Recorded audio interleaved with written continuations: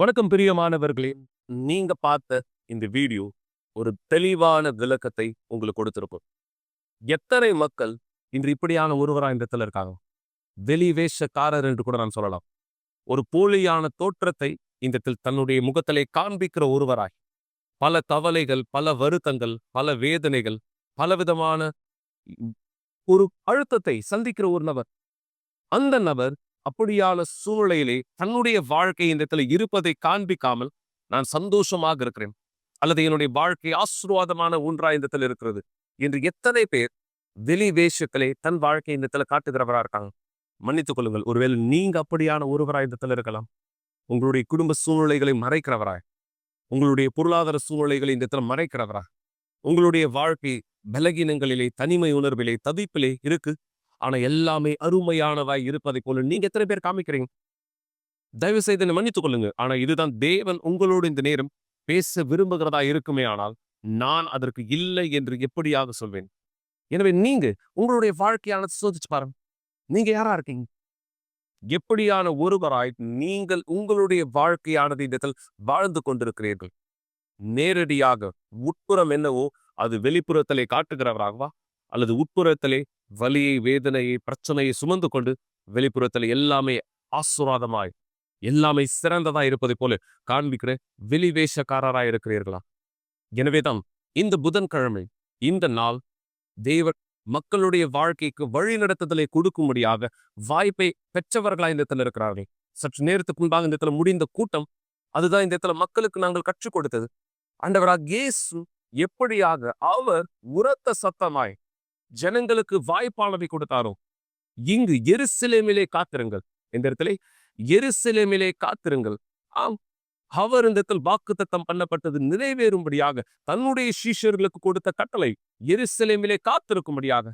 இதுதான் சரியாக தேவன் உங்களுக்கும் சொல்கிறது. இந்த நாளுடைய எருசலேம் என்ன? ஆலயம்.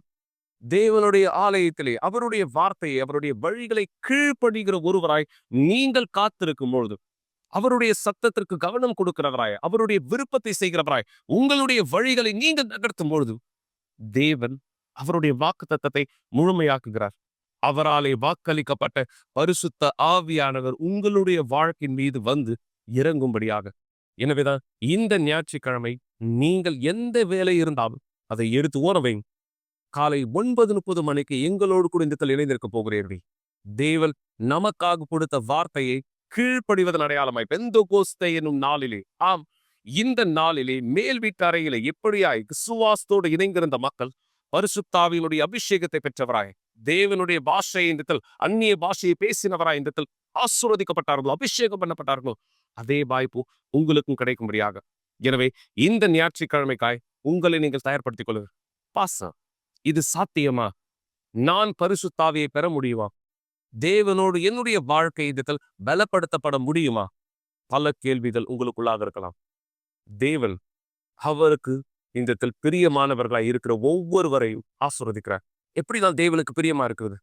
மனம் திரும்புதல், நேர்மையான இருதயத்தோடு உங்களுடைய பாவ வாழ்க்கையை அறிக்கை செய்து மனம் திரும்பும் பொழுது தேவன் ஏற்றுக்கொள்கிறவராக இருக்கிறார்.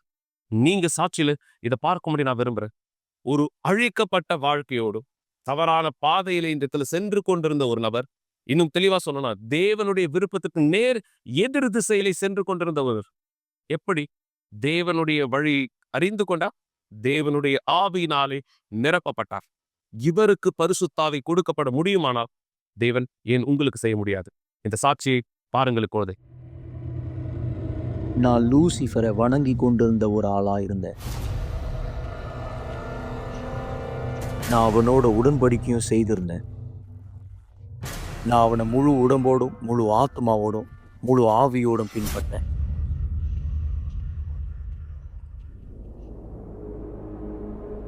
அந்த வாக்குத்தத்தின் மூலமா எனக்கு தேவையான எல்லாமே கிடைச்சது. பணம், பெண்கள், இது எல்லாமே அவன் எனக்கு கொடுத்தான். எல்லாமே எனக்கு கிடைச்சது. அவனுடைய அனைத்து காரியத்தையும் நான் முழுமையா ஈடுபட்டதுனால என்கிட்ட இந்த நிறைய விஷயத்த கேட்க ஆரம்பிச்சான். நானும் என்னுடைய நண்பரும் இணைந்து ரத்தத்தினால உடன்படிக்கையை செய்தோம். அவங்க எனக்கு கண்ணி ஆட்டை வைத்து ஞானஸ்தானம் கொடுத்தாங்க. அந்த ஆடு பஃபமேட் அப்படின்ற ஒரு விஷயத்தை சார்ந்து உள்ளது. பஃபமேட் அப்படின்னா அது பிசாசு தாமே, அது பிசாசு தான். நான் சரியா இந்த நிலையில என்னுடைய தாடியை அதிகமாக வளர்க்க ஆரம்பித்தேன். ஒரு ஆட்டை போல நான் இருக்கிறதுக்காக தாடியை அதிகமாக வளர்க்க வச்சேன். நான் என்னுடைய நேரங்களை கல்லறையில் செலவு செய்வேன். அங்கிருந்து ஆய்வுக்கூறும் உள்ள புகைப்படம் இதை வாங்குவேன். நிறைய விதமான சிலை, எலும்புக்கூடு இது எல்லாத்தையும் வாங்குவேன். அதுக்கப்புறமா கொஞ்ச நாள் கழித்து எனக்கு சாத்தானிய வேதாமத்தை கொண்டு வந்து கொடுத்தாங்க. தேவனுடைய வார்த்தையில 10 கட்டளைகள் இருக்கிறத போல அதுலேயும் 10 கட்டளைகள் இருந்தது. காட்டுங்க, நான் உங்களுக்காக அதை படிச்சு காட்டுறேன். சாத்தானிய பைபிள்ல 10 கட்டளைகள்.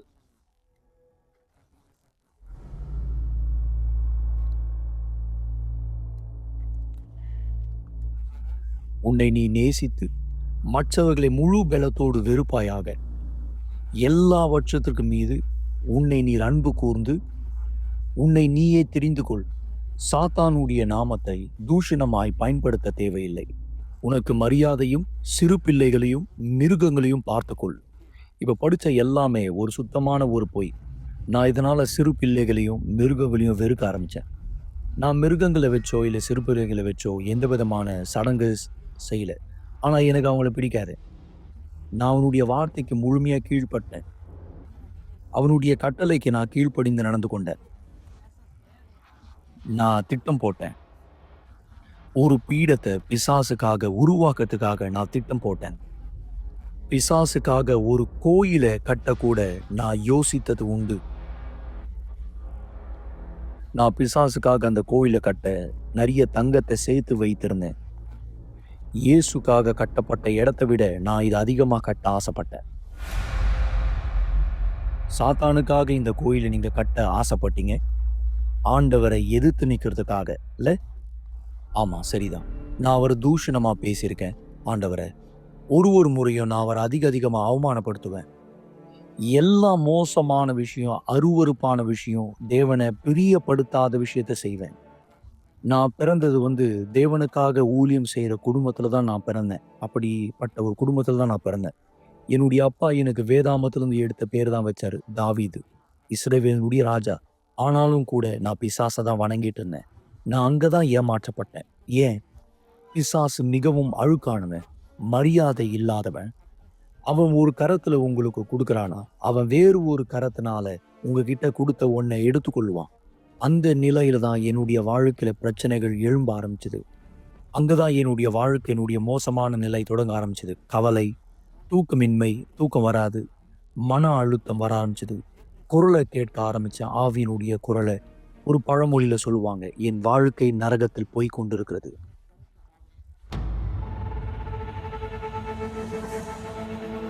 சரியா இந்த நிலையில தான் என்னுடைய மன அழுத்தம் ரொம்ப அதிகமாக்கப்பட்டுச்சு. என் வாழ்க்கையை பார்த்த எனக்கே ரொம்ப சோர்வாயிடுச்சு. எலிகளுக்கு வைக்கிற மருந்தை நான் குடிக்க முயற்சி செஞ்சேன். நான் ஒரு கத்தியை கூட எடுத்து என்னுடைய கழுத்து கீழே வைத்து என்னால உண்மையா முடியல. என்னுடைய வாழ்க்கைய பார்க்கும்போது நான் நினைச்சேன்,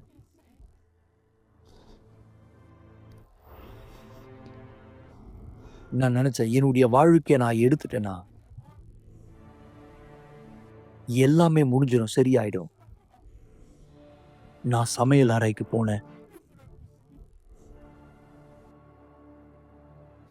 ஒரு கத்தி அங்கிருந்து எடுத்தேன்.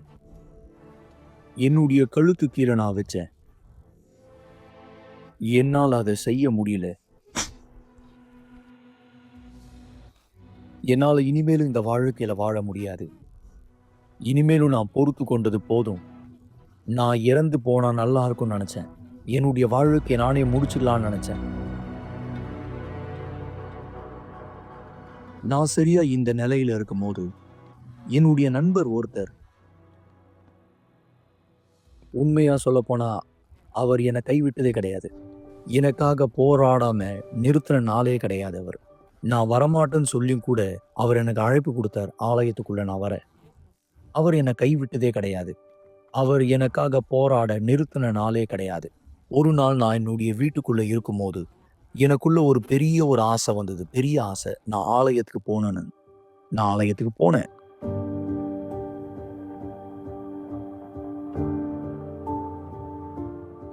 எனக்கு நல்லா ஞாபகம் இருக்கு. நான் ஆலயத்துக்கு வந்தேன். என்னுடைய நீளமான முடியோட இந்த போட்டோல இருக்கிற மாதிரி பெரிய தாடியை வைத்து கொண்டு வந்தேன். எல்லா இடத்துலயும் கம்பல் மாட்டியிருந்தேன். யாருமே என்னை ஒதுக்கலாங்க. எனக்கு முன்பாக தேவனுடைய வார்த்தை நான் என்னன்னே தெரியாது. ஆனா கூட்ட நேரத்துல என்ன நகர்த்தின ஒரு வார்த்தை நான் காமிக்கிறேன். மத்தேயு 11வது அதிகாரம் 28வது வசனம். 11வது அதிகாரம் 28வது வசனம். வருத்தப்பட்டு பாரம் சுமக்கிறவர்களே, எல்லோரும் என்னிடத்திலே வாருங்கள். நான் உங்களுக்கு இளைப்பாறுதல் தருவேன். இந்த வசனத்தை நான் படிக்கும்போது, இந்த வசனத்தை நான் கூட்டத்துல கேட்கும்போது, அங்க எனக்கு கிறிஸ்துவனுடைய அன்பு என்னன்னு புரிந்தது. இங்க வசனத்துல சொன்ன மாரி, என்னிடத்திலே வாருங்கள் என்று சொன்னார். நான் முன்னாடி எழுந்து போகும்போது அவர்கிட்ட போனேன். அவர் என்கிட்ட எழுந்து வரதுக்காக நான் காத்துட்டு இல்ல. நான் அங்க போய் நின்ன பிற்பாடு எல்லாமே மாறப்பட்டது. எல்லாமே. நான் அவர்கிட்ட சொன்னேன், என் தேவனே, எனக்கு நீங்க வேண்டும். எனக்கு நீங்க தேவை. அங்க இருக்கக்கூடிய போதகர், தேவனுடைய ஊழியக்காரர் என்கிட்ட வந்து என்கிட்ட பேச ஆரம்பிச்சார். எனக்கு கொஞ்சம் கொஞ்சமா உதவி செஞ்சாரு. என்கிட்ட கேட்டார், "உனக்கு படிக்க புடிக்குமா?" நான் அவர்கிட்ட சொன்னேன், "ஆமா, எனக்கு பிடிக்கும்." அப்போ எனக்கு ஒரு புஸ்தகம் குடுத்தாரு. "உன்னுடைய போராட்டத்த விசுவாசத்தினால எப்படி ஜெயிப்பது?" இந்த புஸ்தகத்த நான் படிக்கும்போது, பிசாசனுடைய குரல் என்னுடைய யோசனையிலிருந்து கொஞ்சம் கொஞ்சமா போய்க் கொண்டிருந்தது. நான் அத முடிக்கும்போது, போதகர் என்ன கூப்ட்டாரு. கூப்ட்டு சொன்னார், "தாவீது, நீ எடுக்க வேண்டிய முதல் முடிவு இப்போ தண்ணீல ஞானஸ்நானம் எடுப்பது." இது கூட ஆண்டவர் எனக்கு காமிச்சாரு. என்னுடைய பாவத்திலிருந்து நான் மனம் திரும்ப. என்னுடைய பழைய காரியத்தை எல்லாத்தையும் நான் விட்டேன். பிசாசு அடையாளப்படுத்துற மாரி எல்லாத்தையும் நான் விட்டேன். அந்த ஐங்கூறும் முனையில இருக்கக்கூடிய வடிவம், என்கிட்ட இருந்த புகைப்பீடம் எல்லாத்தையும் உடைச்சு நான் தூக்கி போட்டுட்டேன். எல்லாத்தையும் தூக்கி போட்டுட்டேன் வெளிய உடைச்சு. விடுதலைய நான் பெற வேண்டும் என்று நெனச்சேன். நான் வெள்ளிக்கிழமை கூட்டத்துல விடாம தொடர்ந்து கலந்து கொண்டேன். விடுதலைய நான் பெற்றுக்கொண்ட உடனே நான் தீர்மானம் செய்தேன். நான் என்ன அர்ப்பணிக்க போறேன். தண்ணீல ஞானஸ்நானம் எடுக்க போறேன். நான் போதகர்கிட்ட நான் வரப்போற நேரம், நான் ஞானஸ்நானம் பெறப் போகிற டேட் எல்லாத்தையும் சொல்லிட்டேன். நான் ஞானஸ்நானம் எடுக்க வந்தேன். எடுத்தேன். என்னுடைய வாழ்வுக்கு நான் எடுத்த சரியான ஒரு முடிவை தேவனுக்கு என் வாழ்க்கைய தரேன். தண்ணீல ஞானஸ்நானம் எடுத்த பிற்பாடு நான் கத்துக்கொண்டேன். ஞானஸ்நானம் எடுத்த பிற்பாடு பரிசுத்த ஆவி என்னுடைய நோக்கமா இருந்தது. பரிசுத்த ஆவி இல்லாம என்னால தேவனுக்கு ஊழியம் செய்ய முடியாது. அவருடைய காரியத்த செய்ய முடியாது. நான் முன்னாடி பிசாசுக்கு ஊழியம் செய்யும்போது, பிசாசுனுடைய ஆவி எனக்குள்ள இருந்தது. அந்த தருணத்துல இஸ்ரவேல் சிறுமை நிகழ்ச்சி ஆலயத்துல வந்தது. வந்த உடனே நான் முழு மனதோட போனேன். நான் பீடத்துக்கு ஏறினேன். பீடத்துல பொருத்தனைய எடுத்துக்கொண்டேன். என்னுடைய தியாகத்த நான் உருவாக்க ஆரம்பிச்சேன். பண ரீதியா மட்டும் கிடையாது. நான் ஆண்டவர்கிட்ட கேட்டேன், "ஆண்டவரே, நீங்க என்ன கேட்கிறீங்க என்கிட்ட? கேளுங்க." ஆண்டவர் சொன்னார். நான் பீடத்து மேல ஏறினேன். முழு உறுதியோட ஏறினேன். நான் என்ன அர்ப்பணிக்க போறேனோ, அது தேவன் கேட்ட ஒன்று. பரிசுத்த ஆவி எனக்கு வேணும்னு நான் கேட்டேன். என்னுடைய வேலையை செய்ய தேவையில்ல. நான் உன்னுடைய வேலை செய்ய எனக்கு உன்னுடைய ஆவி தேவ ஆண்டவரே என்று சொன்னேன். அந்த நிலையில ஒரு ஆர்வக்கூரியமான ஒரு விஷயம் நடந்தது. எந்த தேவ ஆலயத்திற்கு எதிராக நான் லூசிஃபருக்காக ஒரு ஆலயம் கட்டணும்னு நெனச்சேனோ, அதே ஆலயத்தில் நின்று கொண்டு நான் பரிசுத்த ஆவிய பெற்றுக்கொண்டேன். பெறுறதுக்கு முன்னாடி எனக்குள்ள இருந்த எல்லா அழுக்கான விஷயத்த நான் எடுத்தேன். அழுக்கான விஷயத்த பரிசுத்த ஆவி என்ன நிரப்பினார். அந்த நேரம் ரொம்ப அருமையான ஒரு நேரம். ரொம்ப அருமையான நேரம். ஏன் தெரியுமா? ஏன்னா அந்த நேரம் எனக்குள்ள ஒரு சமாதானம் நிரப்பப்பட்டது. அந்த சாயங்கால வேளையில எனக்குள்ள ஒரே சந்தோஷம். என்னுடைய ஆத்துமாவுல சந்தோஷம். அவர் என்னுடைய தந்தையானார். நான் அவருடைய மகனா மாறினேன். என்ன போல இருக்கிற ஒரு மனுஷனை தேவன் எப்படி அன்பு செய்ய முடியும்?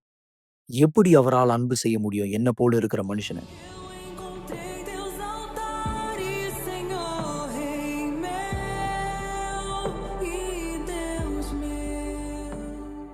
பிசாசு என்னை எதை செய்யும்படியா சொன்னானோ நான் அதை செஞ்சேன். தேவன் என்னுடைய வாழ்க்கையில கொடுத்த எல்லா காரியத்தையும் எதை வச்சும் என்னால ஒப்பிட முடியாது. தேவன் என்னுடைய குடும்பத்தை ஆசீர்வதிச்சார். ஆசீர்வாதமான குடும்பத்தை தேவன் எனக்கு கொடுத்தார். முன்பாக எனக்கு குழந்தைங்கன்னா பிடிக்காது. ஆனா பாருங்க, தேவன் எனக்கு ஒரு ஆசீர்வாதமான ஒரு பிள்ளைய கொடுத்தார். தேவன் எனக்கு சந்தோஷத்தை கொடுத்திருக்கார். சமாதானத்தை கொடுத்திருக்கார். இன்னைக்கு நான் தலைய சாய்ச்சு படுக்கும்போது எனக்கு நிம்மதியான உறக்கம் வரும். இன்னைக்கு நான் எல்லாத்தையும் செய்றேன். என்னுடைய தேவனை மகிமைப்படுத்த யாரு என்ன தேர்ந்தெடுத்தாரோ. நான் முன்னாடி பிசாசுனுடைய வார்த்தைக்கு கீழ்ப்படிந்துட்டு இருந்தேன். ஆனா இன்னைக்கு நான் தேவனுடைய வார்த்தைக்கு கீழ்ப்படுகிறேன். அவருடைய வார்த்தையின் பிரகாரம் என் வாழ்க்கை நடக்கப்படுகிறது. நல்லது மக்களே, நீங்க சாட்சியை பார்த்தீங்க. இந்த நபருக்கு தேவன் பரிசுத்தாவியை கொடுக்க முடியுமானால் உங்களுக்கு கொடுப்பது கடினமானதா? இப்பொழுது உங்களுக்கு பதில் தெரியும். இந்த பதிலை நான் சொல்ல வேண்டியதில்லை. நீங்களும் தேவனாலே நிரப்பப்பட முடியும். என வாக்கு தத்தம் அவராலே அவரை விசுவாசிக்கிறவர்களுக்கு கொடுக்கப்பட்டது. அது நிறைவேற கதவு திறக்கப்பட்டதாயிருக்கிறது. தேவனுக்கு அனுமதி கொடு. தேவனுக்கு அனுமதி கொடு. பாசு இந்த காரியம் அந்த காரியம் எல்லா எதிர்மறையான சத்தத்தை புறமே தள்ளு. தேவனுக்கு அனுமதி கொடு. எனவேதான் இந்த ஞாயிற்றுக்கிழமை காலை 9:30 மணிக்கு நீங்கள் விசுவாசத்தில் எங்களோடு கூட இணைய போகிறீர்கள். தேவனுடைய அதி அற்புதமான பதில்களை உங்களுடைய வாழ்க்கையில் பெற்றுக்கொள்ளும்படியாகும். மேலும் நான் இந்த நேரம் உங்களோடு சேர்ந்து இந்த ஆசீர்வாதத்தின் வழிகளை நீங்கள் நகர தேவனுடைய பலனை இந்த கட்டளையிடுவதற்கு முன்பாக இன்னொரு சாட்சியை பாருங்க. என இந்த நபரும் ஆலயத்துக்கு வந்தபொழுது மனம் உடைந்தவராய் இந்த இடத்தில் வந்தார். பாரத்தை சுமக்கிறவராய் இந்த இடத்தில் வந்தார். ஆனா இன்னைக்கும் தேவனோடு இவர் எப்படியாக முன்னோக்கி சென்று கொண்டிருக்கிறார். தேவன் இவரை எப்படி பலப்படுத்தியிருக்கிறார். இந்த வாழ்க்கையின் மாற்றத்தை நீங்களே பாருங்க. பிற்பாடு விசுவாசத்தில் என்னோடு இணைந்திருந்த தேவன் உங்களை ஆசீர்வதிக்கும்படியாக நாம் இந்த நேரடியான எளிமையான ஜெபத்திலே ஒன்றிணையலாம். சாட்சி பிற்பாடு.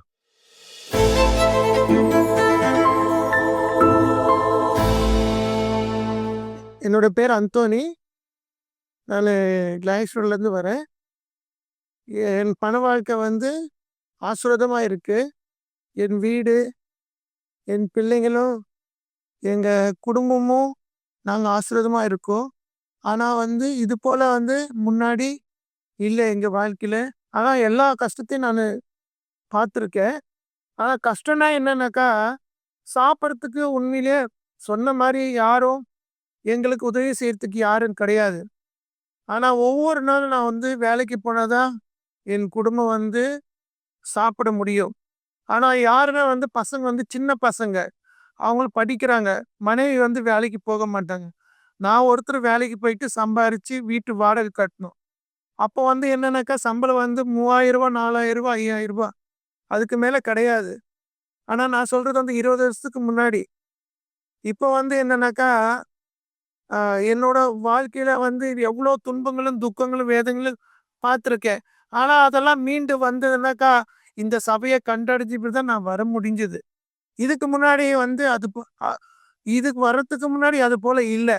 ஆனால் எல்லா கஷ்டத்தையும் துன்பத்தையும் நான் வேதனையும் நான் எதிர்பார்த்துட்டு இருந்தேன். அது கடந்து போயிட்டு இருந்தேன். என் வலியும் வேதனையும் சொல்ல முடியாதது. ஏன்னா இது போல் யாரும் இருக்கக்கூடாதுன்னு நான் நினைப்பேன். ஒவ்வொரு நாளும் கடந்து போகும்போது மனுஷங்களுக்குள்ளே இப்படி ஒரு எண்ணம் இருக்கா அப்படின்ட்டு. போகிற இடத்துலலாம் வேலை இடத்துலலாம் பொறாமை ஜாஸ்தி. யார் நல்லா வேலை செய்கிறாங்களோ அவங்க மேலே குற்ற உணர்வு இருக்கும். நீதியாக நடக்கும்போது துன்பத்தை பாதையில் நடக்கும்போது அநேக துன்பங்களை நான் பார்த்துருக்கேன் என் வாழ்க்கையில். எனக்கு படிப்பு கிடையாது, இது விட்டால் எனக்கு வழி கிடையாது அப்படின்னு பிள்ளைகளை படிக்க வைக்கணும், வாடகை கட்டணும், எப்படியும் அதை சமாளிச்சுட்டு போயிட்டே இருப்பேன். ஆனால் ஒவ்வொரு நாள் என்னன்னாக்கா பரவாயில்ல பரவாயில்ல மனசு சொல்லிகிட்டே இருக்கும். ஒரு பக்கம் பரவாயில்ல நீ போ, பரவாயில்ல நீ போ. ஆனால் அது வீட்டில் சொல்ல மாட்டேன் யாருக்கிட்டேயும். என் கஷ்டத்தை வந்து என்னோட போட்டோம். ஆனால் என் மனைவிக்கு தெரியும், அவரால் இவ்வளோ தான் செய்ய முடியும், இவ்வளோ தான் பண்ண முடியும்னு தெரியும். அதுக்கு மேல அவங்களும் ஒரு ஆசையும் பட மாட்டாங்க. எதையும் கேட்க மாட்டாங்க வாய திறந்து எனக்கு இது வேணும், அது வேணுன்ட்டு. குடும்பத்த வந்து பார்த்துக்கிட்டா போதும். ஒவ்வொரு நாளும் சமைச்சு சாப்பிடுற பிள்ளைகள பார்த்துக்கிட்டு தான் எங்களுக்கு அது போதுமானதா இருக்கும். ஆனா, அதுக்கு மேல ஏதாவது வந்துச்சுன்னா, எங்களால சமாளிக்க முடியாது. ஹாஸ்பிட்டல் விஷயமும் சரி, ஏதாவது எங்கேயாவது போனோம்னாலும் சரி, ஒரு ஃபங்ஷனுக்கு போனாலும் சரி, ஆனா அந்த அளவுக்கு எங்ககிட்ட பணம் இருக்காது. இருக்கவே இருக்காது. நாங்க போக மாட்டோம். எங்ககிட்ட நகை இல்ல, நட்டு இல்ல, கையில போடுற மோதிரம் கூட இருக்காது. அந்த அளவுக்கு தான் நாங்க கடந்து போயிட்டுருந்தோம். எங்க வாழ்க்கை வந்து அவ்வளோ மோசமா இருந்தது. நாங்க இப்படிதான் இருக்கணும் அப்படின்னு நினைச்சு வந்து ஒரு காலத்துல வந்து ஒரு நேரத்துல நினைச்சது உண்டு. இதுக்கு மேல நம்ம ஒண்ணும் பண்ண முடியாது. ஒண்ணும் நம்மளால வளர முடியாது. ஆனா என்ன பண்றது இதுக்காகன்னா, நம்ம சம்பளமே இவ்வளவுதானே. இதுக்கு மேல என்ன பண்ண முடியும்? நம்ம குடும்பம் இப்படிதான் இருக்கும். இப்படிதான் போகும் அப்படின்னு நினைச்சுட்டு தான் இருந்தேன். ஆனா எப்போ தேவனை நம்பி இந்த ஆலயத்த நாங்க எப்போ கண்டடைஞ்சோமோ, இப்போ ஆசீர்வாதமா நாங்க இருக்கோம். எங்க குடும்பத்துல நாங்களும், எங்க பிள்ளைகளும், என் வீடும், என் பணமும் எல்லாமே ஆசீர்வாதமா இருக்கு. தசம பத்தி எங்களுக்கு சொல்லிக் குடுத்தாங்க. முதல் கனியன்னா என்னன்னு எங்களுக்கு சொல்லிக் குடுத்தாங்க. ஸோ ஆண்டவர பணத்த நாங்க வந்து திருடுறோமா அப்படின்னு எங்களுக்குள்ள ஒரு குற்றம் ஒண்ணு வந்தது. அவங்க சொல்ற ஒவ்வொரு வார்த்தையும் நாங்க வந்து கீழ்ப்படிய ஆரம்பிச்சோம். அதன்படி நடக்க ஆரம்பிச்சோம். தசம பாகத்துல உண்மை தன்மையா நாங்க இருந்தோம். அப்போ எங்க வாழ்க்கை வந்து செழிப்படைஞ்சது. ஒவ்வொரு நாளும் நாங்க தொடர்ந்து போராடினோம். அவங்க என்ன சொல்றாங்களோ அத நாங்க கற்றுக்கொண்டோம். அதன்படி நடக்கும்போது என் வாழ்க்கை செழிப்பா மாறிடுச்சு. எங்க குடும்பத்துல வந்து ஆண்டவர் வந்து போதுமான அளவு எங்கள ஆசீர்வதிச்சிருக்காரு. முன்னாடி வந்து நான் வந்து ஒரு ஹாஸ்பிட்டல்ல வேலை செஞ்சிருந்தேன். இப்போ வந்து நான் ஓனா வந்து வேலை செய்யறதுக்கு எனக்கு ஆண்டவர் உதவி செஞ்சிருக்காரு. தேவனுக்கு நான் உண்மை தன்மையா இருந்ததுனால என்ன தேவன் ஆசீர்வதிச்சிருக்காரு. என் பண வாழ்க்கையிலயும் ஆசீர்வதிச்சிருக்காரு. என்னோட வேலையிலயும் ஆசீர்வதிச்சிருக்காரு. நான் இதுக்கு முன்னாடி வந்து அட்டெண்டரா தான் இந்த வார்ட் பாயா இருந்தேன். இப்போ வந்து நான் மேல் நர்ஸா இருக்கேன். பண விஷயத்துல சந்தோஷமா இருக்கேன். மேலும் தான் என்ன பண விஷயத்துல வந்து வாழ்க்கையில மேலும் மேலும் மேலும் வளரபடி ஆண்டவர் என்னை வைத்திருக்காரு. இதுக்கு முன்னாடி வந்து வாடகை கட்டுறதுக்கு என்னால முடியாது. இப்போ வந்து நான் லீஸ்க்கு இருக்கேன். 5,00,000க்கு. இப்போ வந்து நான் வந்து குடும்பத்தோட நாங்க சந்தோஷமா இருக்கோம். அதேபோல வந்து பிள்ளைகளும் வந்து வாழ்க்கையில நல்லபடியா இருக்காங்க. படிச்சிருக்காங்க நல்ல காலேஜ்ல. பையனும், பொண்ணும் 2 பேரும் நல்ல காலேஜ்ல படிக்கிறாங்க. இப்போ என் ஆண்டவர் ஆசீர்வாதமா வைத்திருக்காரு. இப்போ யார்கிட்டயும் நான் கடன் வாங்குற அளவுக்கு என் ஆண்டவர் வந்து வைக்கல. இப்போ வந்து என் குடும்பத்துல வந்து எல்லா விஷயத்திலயும் கலந்துக்கிறதுக்கு எனக்கு பலன் குடுத்துருக்காரு ஆண்டவரு. பொருளாதார விஷயத்திலயும் சரி, பண விஷயத்திலயும் சரி, எல்லாத்துலயும் எனக்கு பலன் குடுத்துருக்காரு. அடுத்தவங்களுக்கு உதவி செய்ற மாரி என்ன இப்போ ஆண்டவர் என்ன வைத்திருக்காரு. நான் போய் யார்கிட்டயும் கையேந்தி கேட்கிற அளவுக்கு என்ன இப்போ வைக்கல. அடுத்தவங்களுக்கு குடுத்து உதவி செய்ற அளவுக்கு என்ன வைத்திருக்காரு ஆண்டவர். ரூ. 4,500 என்னோட சம்பளம். இப்போ வந்து ரூ. 64,000 சம்பளமா இருக்கு. ஆண்டவர வந்து அந்த அளவுக்கு என்ன உயர்த்தி வச்சிருக்காரு. 1 வருஷமோ, 2 வருஷமோ கிடையாது. குறைஞ்சது 7 வருஷம் நான் இங்க வந்துட்டுருக்கேன். இது ஒரு நாள்ல வந்து கடந்து போகிற பிரச்சனை கிடையாது. நம்ம எதிர்த்து ஒரு நாளும் நம்ம போராட தான் நம்ம வெற்றி பெற முடியும். இப்போ எல்லா பிரச்சனையிலிருந்து விலகி போயிடுச்சு. ஒரு 16 வயசு பையன் செய்ற வேலைய என்னால செய்ய முடியும். அந்த அளவுக்கு எனக்கு ஆண்டவர் பலன் குடுத்துருக்காரு. எதனாலன்னா, அவரோட சொல்ற வார்த்தையினால, விசுவாசத்தினால நான் வந்து முன்னோக்கி போயிட்டுருக்கேன். இப்போ நாங்க தொடர்ந்து வந்துட்டுருக்கோம் ஆலயத்துக்கு. நீங்களும் வாங்க, தேவன் வார்த்தை கேளுங்க. ஆனா 1 நாளா, 2 நாள்ல நடக்குன்னு நினைக்காதீங்க. தொடர்ந்து வாங்க நடக்கும். உங்க வாழ்க்கை மாறும். நாங்க இது போல இருந்தது போல, பண வாழ்க்கையில நாங்க ரொம்ப லோவா இருந்தோம். இப்போ வந்து மத்தவங்கள யாரும் எங்கள மதிக்க மாட்டாங்க.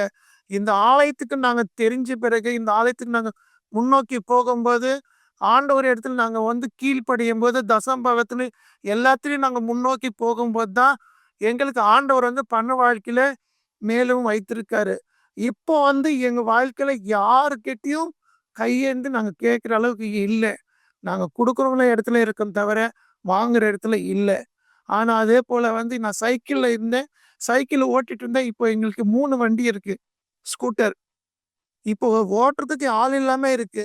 ஆனா வந்து நாங்க போயிட்டு இருக்கோம். ஆண்டவர்னால தான் இது முடியும். எந்த மனுஷனாலும் முடியாது. மனுஷனை சார்ந்து போனாக்கா எந்த பிரயோஜனம் கிடையாது. ஆண்டவர் சார்ந்து வாங்க.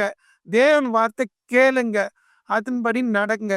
ஆனா என்ன சொல்லி கொடுக்குறாங்களோ சபையில அதன்படி நடக்கணும். நடந்தாதான் உங்க வாழ்க்கையில மாறும். முன்னாடி எப்படி இருக்கீங்களோ அதே போல இருக்காது. 100% நான் சொல்றேன். உங்க வாழ்க்கை நல்ல செழிப்பா இருக்கும். நீங்க முன்னோக்கி வாங்க. ஆனா உங்க வாழ்க்கை மாறும். முன்னாடி இருந்தது இப்போ யோசிக்கிற அளவுக்கு உங்களுக்கு எல்லாம் மீண்டும் மீண்டும் வந்து வளரும் தவிர பின்னோக்கி போகாது, முன்னோக்கி தான் போகும். ஒருபோதும் ஆண்டவரை நம்பி வெட்கப்பட்டு போவதில் என்று வார்த்தை மட்டும் இல்லை, நிஜத்திலையும் நான் பார்த்துருக்கேன் என் வாழ்க்கையில. இப்போ வந்து சந்தோஷமா நாங்க இருக்கோம். எங்க குடும்பம் சந்தோஷமா இருக்கும். இந்த ஆலயத்துக்கு நாங்க தொடர்ந்து வந்துட்டு இருக்கோம்.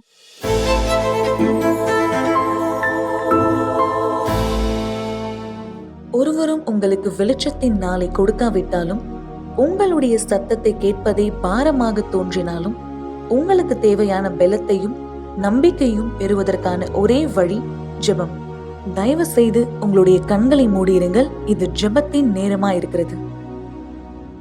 பரிசுத்த ஆவியானவரே, எங்கள் தேவனே, நீர் இந்த மக்களுக்கு உம்முடைய ஆவியை தர தயாராக இருக்கிறேன். இவர்கள் உமக்கு இந்த அனுமதி கொடுப்பார்கள், ஆனால் உம்முடைய சப்தத்திற்கு கீழ்ப்படிவார்கள், ஆனால் உம்முடைய வழிகளில் நடக்க தன்னுடைய பாவ வாழ்க்கை புறக்கணிப்பார்கள். ஆனால் எனவேதான் தேவனே, இந்த ஞாயிற்றுக்கிழமை கூட்டத்திலே யாரெல்லாம் எங்களோடு இணைய போகிறார்களோ, இந்த நிகழ்ச்சியின் மூலமா யாரெல்லாம் இந்த வாய்ப்பை பெறுகிறவராய் இருக்கிறார்களோ, இந்த தேவனை ஒவ்வொருவரும் தன்னை தயார்படுத்திக் கொள்ளட்டும். பெந்தெகோஸ்தே எனும் நாள் வந்தபொழுது எத்தனை பேர் விசுவாசத்திலே ஒன்றிணைந்தவராக இருந்தார்களோ, இந்த தேவனை மிக சரியாய் உம்முடைய வார்த்தை சொல்கிறது, 120 பேர் அந்த நாள் ஒரே ஆவியில் இணைந்தவராக இருந்தார்கள். அத்தனை பேரும் உம்முடைய ஆவியில் நிரப்பட்டார்கள். அதே ஆவியில் இவர்கள் யார் உம்முடைய வீட்டிலே மேல் வீட்டின் அடையாளமாய், அந்த 120 பேரினுடைய அடையாளமாய் விசுவாசத்திலே தேவனை எங்களோடு இணைய போகிற ஒவ்வொருவரும் உம்முடைய ஆவியை பெற இவர்களை தயார்படுத்தும். பலனை தாரும். உம்முடைய வல்லமையிலே இவர்கள் வழி நடத்தும். இந்த மக்களுடைய வாழ்க்கையை, இந்த மக்களுடைய வழிகளை உன் கைகளில் ஒப்புவிக்கிறேன். இந்த மக்களுடைய வாழ்க்கை உன் நாமத்தை மகிமைப்படுத்துகிற சாட்சியா இருக்கட்டும். இந்த ஜெபம் எளிமையாக சிறியதாக இருந்தாலும் இவர்களுடைய வாழ்க்கையை மாற்றக்கூடிய வல்லமையான ஜெபமாய் இந்த இருக்கட்டும்.